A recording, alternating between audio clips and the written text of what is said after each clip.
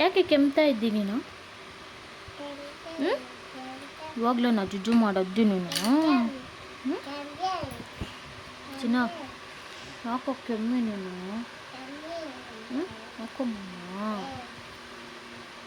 ಹೊಯ್ ಡಿಶುಮ್ ಡಿಶುಮ್ ಡಿಶುಮ್ ಡಿಶುಮ್ ಡಿಶುಮ್ ಡಿಶುಮ್. ಹಾಂ ಹಾಂ ಯಾಕಮ್ಮ?